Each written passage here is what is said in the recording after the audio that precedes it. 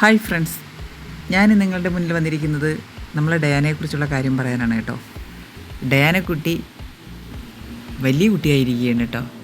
First period ആയിരിക്കുകയാണ്. ഡയാനയെ 2 മാസം പ്രായമായപ്പോഴാണ് ഡയാനയെ നമ്മൾ കൊണ്ടുവന്നത്. ഇപ്പോൾ അവൾക്ക് 7 മാസമായി. ജൂൺ 14-ാം തീയതി ഡയാന മോള് ഫസ്റ്റ് പീരീഡ് ആയി. അവളും ഋതുമതിയായിരിക്കുകയാണ്.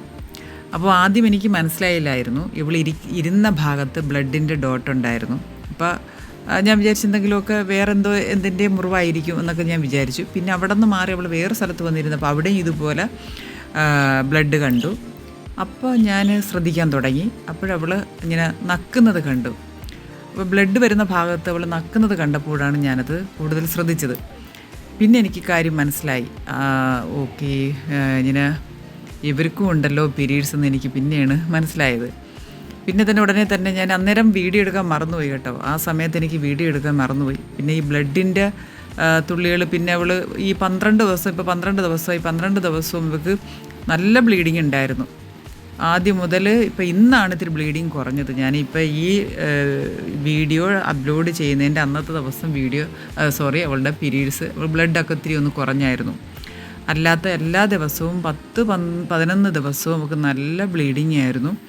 അപ്പോൾ അതുകൊണ്ടാണ് നമുക്ക് ഇങ്ങനെ ഡയപ്രമൊക്കെ വെച്ച് കെട്ടിയത്. അല്ലാതെ ഫ്ലോറിൽ വന്നിരിക്കുമ്പോൾ ഉടനെ തന്നെ ബ്ലഡ് വരുന്നുണ്ട്, ബ്ലഡൊക്കെ അവിടെ പറ്റുന്നുണ്ട്. പിന്നെ അവൾ നക്കി തുടയ്ക്കുന്നുണ്ട്, പക്ഷേ ഫ്ലോറിൽ വീഴുന്നതൊന്നും അവൾ നക്കുന്നില്ല, തുടയ്ക്കുന്നതുമില്ല. അപ്പോൾ അതുകൊണ്ടാണ്. അപ്പോൾ ഞാൻ ആദ്യത്തെ സംഭവമായതുകൊണ്ട് എനിക്കിതിൻ്റെ എക്സ്പീരിയൻസ് ഒന്നും എനിക്കറിയില്ല. അപ്പോൾ ഞാൻ പിന്നെ ഉടനെ ഇവൾക്ക് ക്ഷീണവും തളർച്ചയും, ഈ 10 ദിവസവും അവൾ അങ്ങനെ ഭക്ഷണമൊന്നും ഇങ്ങനെ കൂടുതലങ്ങനെ കഴിക്കുന്നില്ല.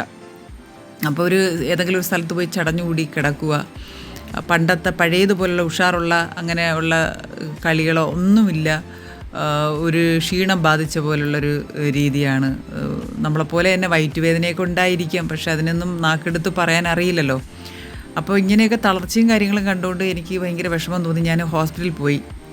അങ്ങനെ ഡോക്ടറെ കണ്ട്, ഡോക്ടറെ അടുത്ത് ചോദിച്ചപ്പോൾ ഡോക്ടർ പറഞ്ഞ് കുഴപ്പമൊന്നുമില്ല, അത് ഈ പീരീഡ്സ് ആയതിൻ്റെ ഒരു അവശനിലയാണ് കാണുന്നത്. ഒരു പീരീഡ്സ് ആയതുകൊണ്ടുള്ള ഒരു തളർച്ചയും ക്ഷീണമാണ്, അതുകൊണ്ട് അത് പേടിക്കാനൊന്നുമില്ല. അപ്പോൾ ഞാൻ ചോദിച്ചു, ഇനിയിപ്പോൾ എല്ലാ മാസവും ഇതുപോലെ പീരീഡ്സ് ആവുമോ എന്നൊക്കെ ചോദിച്ചപ്പോൾ ഡോക്ടർ പറഞ്ഞില്ല, 6 മാസത്തിലൊരിക്കൽ അങ്ങനെയൊക്കെ ഉണ്ടാവുള്ളൂ എന്ന് പറഞ്ഞു. അപ്പോൾ അങ്ങനെയാണ്. അപ്പം ഡയാനയുടെ ആ കുസൃതിത്തരങ്ങളും ഒരു നോട്ടിയായിട്ടുള്ള ഒരു ചാട്ടും ഓട്ടം ഒന്നും ഇല്ലാതെ വന്ന് ഇപ്പോഴും ഭയങ്കര ഒരു പക്വതയായി മാറിയ പോലെയുള്ള ഒരു ഫീലാണ് കേട്ടോ. ആ ഒരു കുട്ടിത്തത്തിൽ നിന്നും വലിയ കുട്ടിയായി മാറിയതിലുള്ള ഒരു ചെറിയൊരു ഇതൊക്കെ ഉണ്ട്.